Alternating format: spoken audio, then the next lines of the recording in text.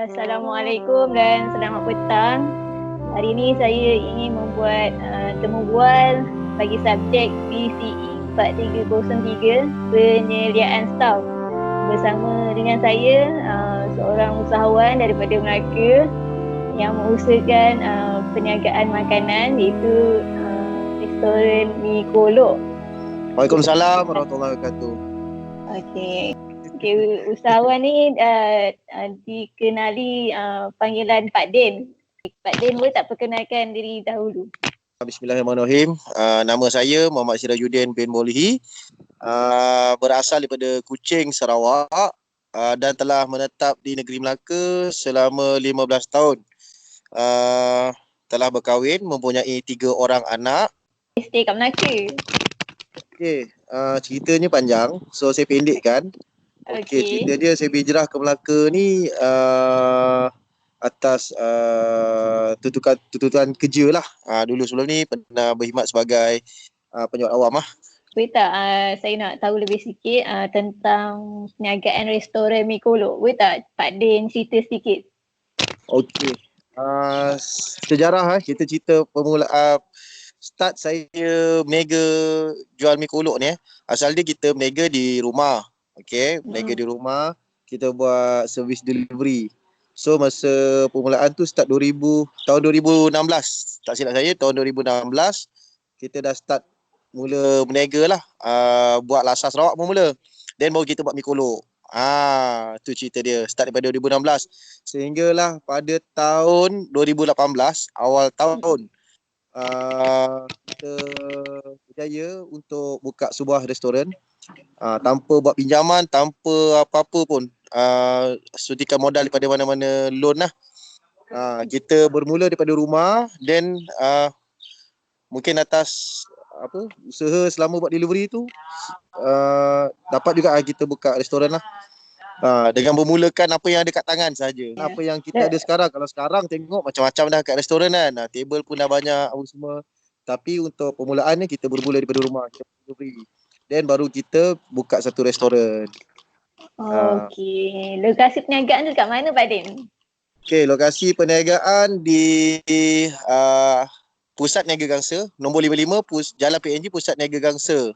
Dua Tunggal Melaka. So kedai ni senang je nak cari, berada di hadapan Lebuh Raya Spa. Artinya Lebuh Raya Spa ni daripada Aikroh ke Sungai Udang lah. Spa ni dia dikenali sebagai, dia bukan apa, singkatan daripada Sungai Udang, Paya Rumput, Aikroh.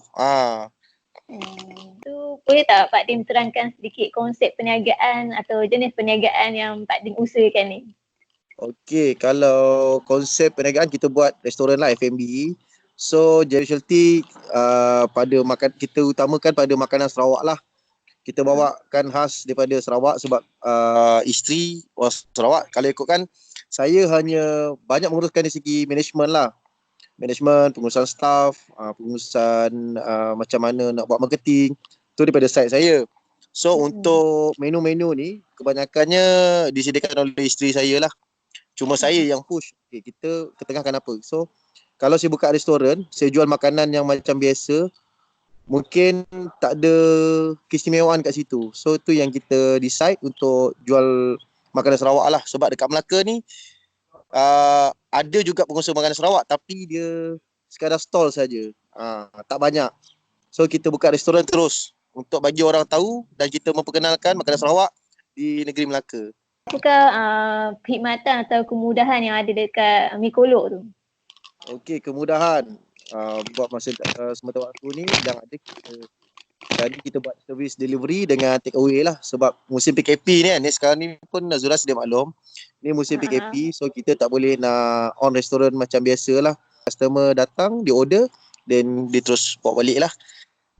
Ataupun dia order, dia buat pertempahan melalui WhatsApp ataupun Facebook. So kita akan hantar terus sampai ke depan rumah. Hari biasa dia operasi pukul berapa? Okey, kalau hari biasa, kalau sebelum musim PKP ni, kita beroperasi start daripada pukul 4 petang sampai 1 pagi. Band tu hari apa tu?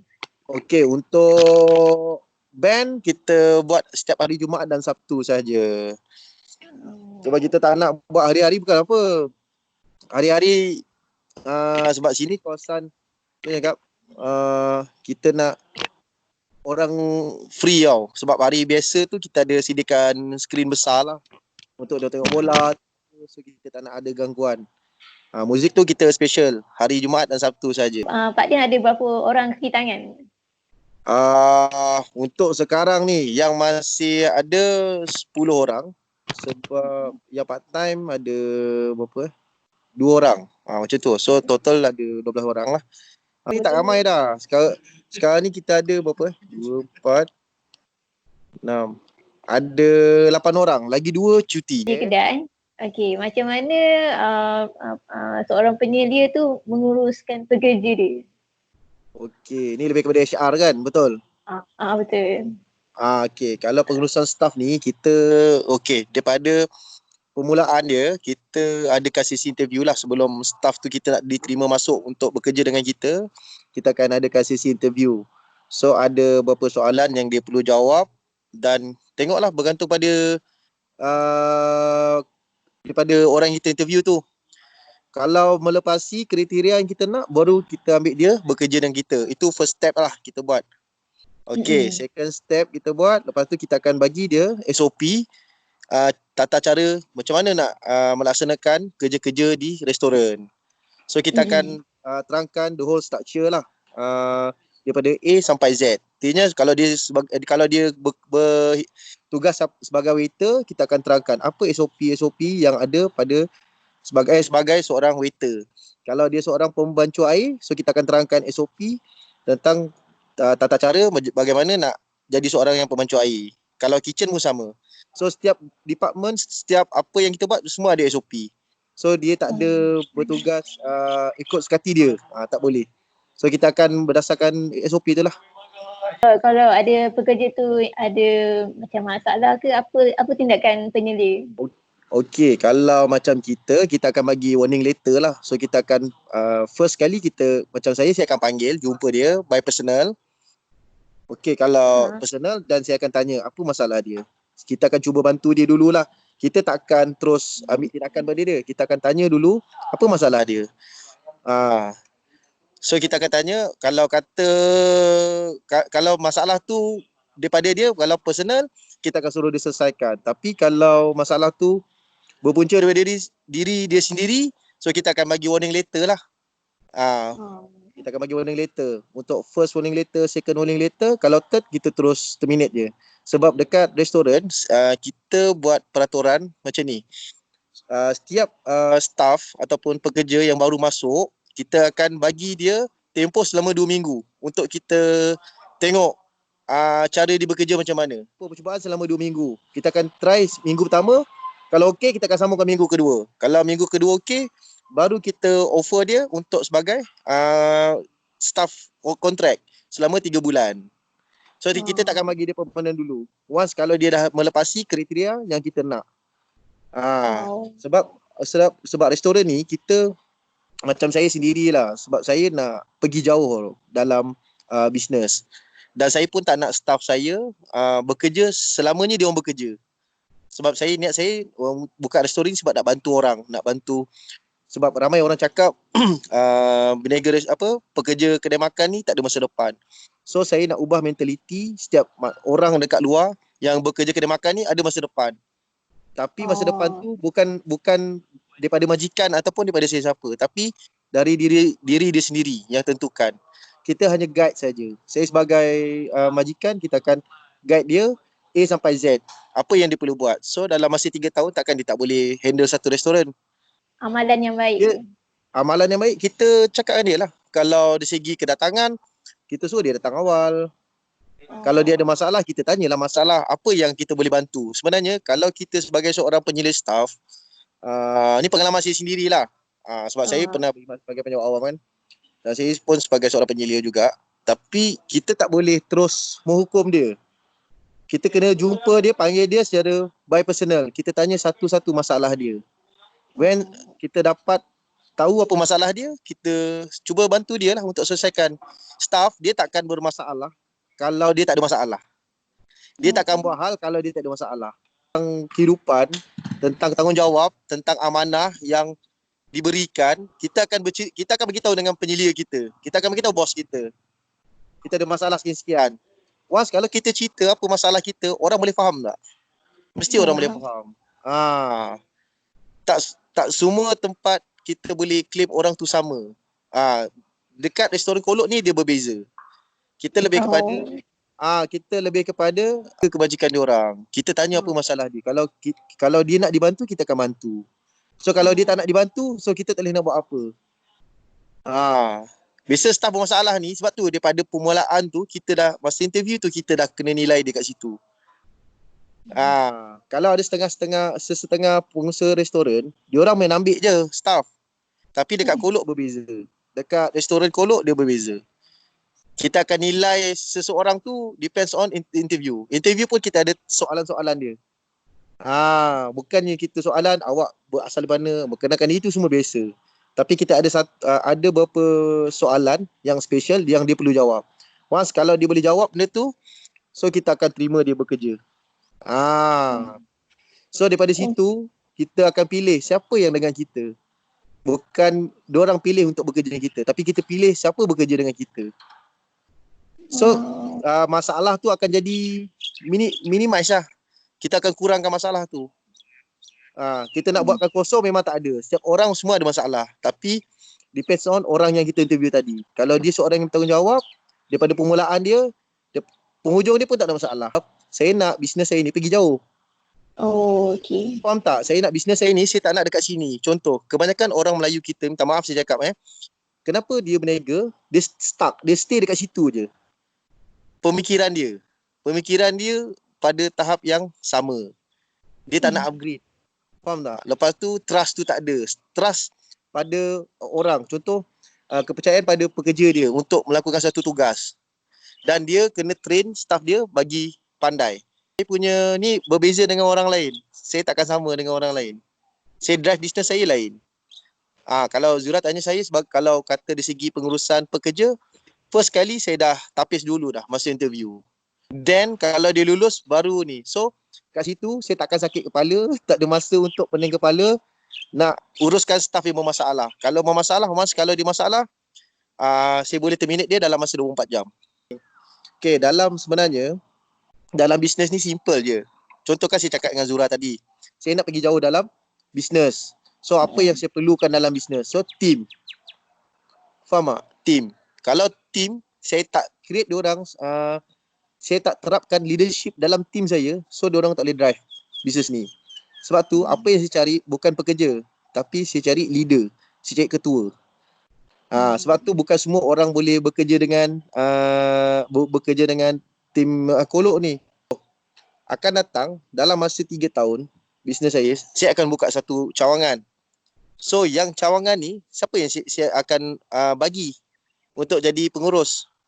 Adakah saya nak cari orang luar ataupun saya nak bagi bagi restoran tu nak bagi restoran tu saya pilih daripada salah seorang tim saya tadi. Mesti saya pilih daripada tim saya. Sebab daripada dia masuk kerja, dia tak akan duduk pada satu position. Dia akan belajar semua position restoran ni sampai dia betul-betul cukup mahir. Dia mahir, bila saya bagi satu restoran, ada masalah tak untuk handle restoran? Betul. Kepimpinan. Kepimpinan. Masalah ramai orang tak ada adalah kepimpinan.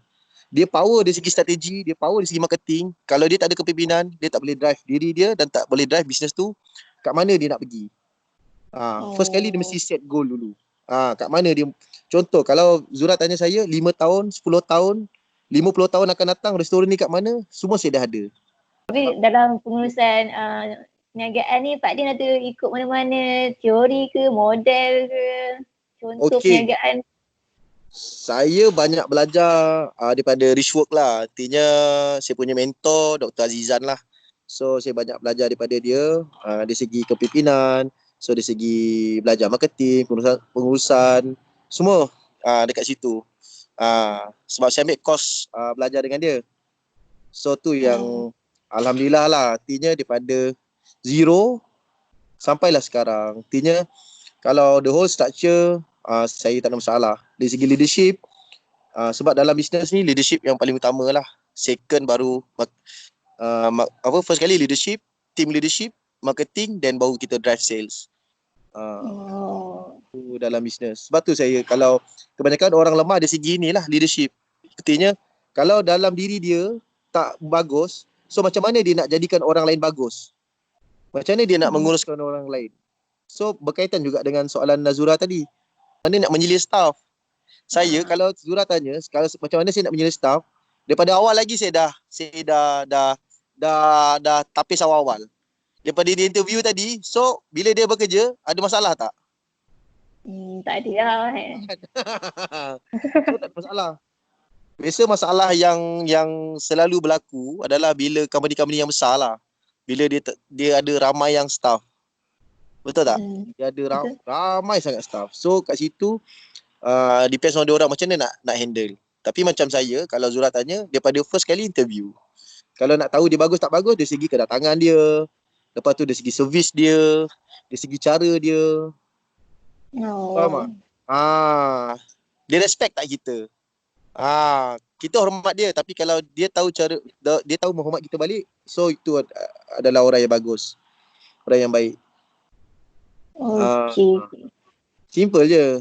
Jenis tak pening pun kalau nak menyilir orang ni. Tapi kita lebih kepada dia macam mana dia melibatkan hati dan perasaan lah. Macam orang bercinta gak. Okay. Kita tahu apa yang ada dalam diri staff kita. Orang yang kita nak selia tu. Kita kena kenal dia. Kena kenal family dia. Faham tak? So bila kita kenal family dia, kenal diri dia, so kita tahu apa masalah dia. Kalau dia masalah, jangan simpan. Kalau Zura tanya, simpan orang masalah. Sebab susah kita nak drive bisnes ni, nak pergi mana. Kalau contohlah kita belayar, kita naik satu kapal yang besar. So dalam kapal yang besar tu ada banyak department. Kalau orang yang tukang kita katalah orang yang tukang tarik sauh tu, kita cakap okey tarik sauh, dia pun peluk tubuh, dia buat diam. So apa kita nak buat orang macam tu? Segi pengurusan kita ada 3 department lah. Satu management, kita ada operation dan kita ada production. So sekarang ni production totally wife yang ni lah, akak lah yang uruskan production. So management pula daripada saya sendiri. Operation saya dah serah pada saya punya team, iaitu Tuan Merhani lah. Dia dengan Tuan Alif. Dia yang dua orang yang akan menguruskan operation. So dari segi marketing pula tu daripada Tuan Syarul lah. Okay. Sebab ramai orang tak tahu, sebab kita orang kedai restoran ni orang hanya nampak kedai makan, orang tak nampak behind the scene. Orang tak nampak, faham tak? Orang nampak kita orang ni di luar adalah sebuah restoran, kedai makan. Tapi dalaman kita ada department-department yang orang tak nampak. Contoh ada management, ada operation, ada production.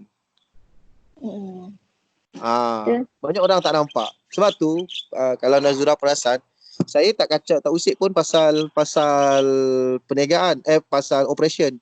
Cuma saya selalu tegur saja. Yang buat siapa? Nampak tak? Yang selalu tegur siapa? Key leader. Mana ada saya tegur? Kecuali benda tu tak boleh, baru saya masuk campur. Saya tak kata. Buat apa? Kita dah bagi tugas kat dia. Dia sebagai penyelia, dia sebagai leader. Leader ni akan tengok anak buah dia macam mana. Sama ada anak buah dia betul ke tak betul. Okey, nak jadi usahawan yang berjaya macam mana? Okey, nak jadi usahawan yang berjaya senang je. Betulkan mindset dulu, buangkan ego. Lepas tu, pergilah belajar. First kali, penuhkan diri, dada kita dengan ilmu lah. Diri kita dengan ilmu. Baru kita start business. First mindset, kedua buangkan ego, yang ketiga tuntutlah ilmu. Tanpa ilmu kita tak boleh drive business ni kat mana yang kita nak. Ramai orang nak jadi founder, tapi last jadi founder not found. Jadi usaha berjaya simple je. First kali betulkan mindset lah, betulkan niat kita, tanya diri kita business ni untuk apa? Business ni bukan nak kerja kaya semata-mata, tapi business ni untuk kita bantu orang lain. Contoh, bila saya buka restoran, berapa banyak peluang pekerjaan yang saya buka. Banyak kan yang saya offer. Tapi benda tu sebenarnya orang tak nampak. Dia hanya nampak peluang pekerjaan. Tapi sebenarnya di sebaliknya adalah saya bantu orang lain. Contoh, once kalau dia bekerja dengan saya, katalah seorang pekerja ni dia kerja dengan saya dan saya bayar gaji setiap bulan, dan gaji tu tadi boleh tak bantu family dia. Tu sebenarnya sebab tu bisnes ni wujud adalah untuk bantu orang lain. Bukan bisnes ni wujud untuk kita kejar kekayaan semata-mata. Kalau mindset kita kejar kaya, kita takkan kaya sampai bila. Nak kaya, kena kayakan orang lain dulu. Mana penyelia nak naikkan motivasi staff? Okey, sebab tu berapa banyak pula masa kita spend dengan staff. Saya banyak spend masa saya dengan tim saya, key leader saya. Saya takkan spend masa dalam waktu bekerja. Saya banyak spend masa di luar waktu bekerja. Contoh lepak dengan diorang, so kita share dekat situ. Sebab restoran kita ni kalau off, saya tak nak ganggu masa diorang off, rehat di rumah. Kalau ada satu masa lagi, kita akan hantar pergi kelas. Contoh kita akan hantar pergi kelas leadership, kita akan hantar pergi kelas contoh motivation untuk diri dia. So kat situ, bila dia nampak apa yang dia nak sebenarnya dalam hidup dia, so baru dia boleh bantu orang lain. Motivate team saya simple je. Saya banyak spend masa dengan orang. Sebab kita yang tahu, kita yang faham. So kita tak transfer ilmu dekat dia orang. So macam mana dia orang nak faham? Dan dia orang pun tak boleh nak faham kita. Bagi arahan pada penyelia. Penyelia ni akan bagi arahan pada staff. Apa yang dia perlu buat. Itu adalah sistem sebenarnya yang diwujudkan oleh kata orang, sistem yang diwujudkan oleh orang dulu-dulu lah. Faham tak? Dalam bisnes, dalam apa-apa pun. Organisasi kerajaan banyak gunakan benda tu. Penyelia, macam kalau company-company besar, dia buat sebab apa? Supervisor kan. Kalau kita dengar ayat supervisor, betul tak? Betul. So panggil supervisor. Kalau dalam government punya ni, dipanggil penyelia. Okey. Nanti dah terjawab dah kenyataan tu macam setuju lah Setuju lah. Dia merupakan orang tengah kepada bos lah. Cuma dekat restoran kita tak panggil penyelia, kita panggil key leader. Team leader. Key leader. Key leader. Key leader. Lain kan bahasa dia kan. Sebab saya banyak pergi belajar di sekolah universiti kehidupan. Saya tak belajar di universiti semua orang yang belajar. University of Life namanya. Sebab tu lain. Tu yang tak payah dengar. Key leader. Key leader nama dia. Sama jugalah, dia team leader pun sama juga. Okey. Lagi? Zura nak faham apa lagi? Nak tanya apa lagi?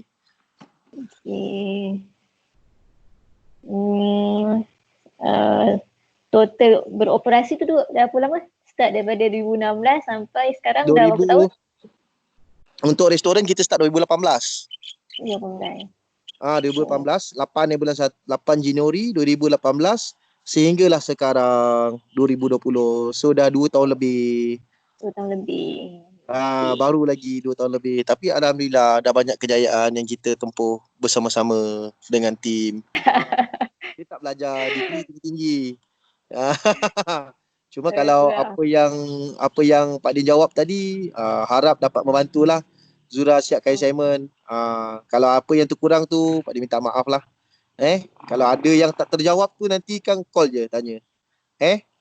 Boleh. Jadi membantu. Terima kasih Pak Din sebab meluangkan masa pada waktu petang untuk temu bual. Boleh.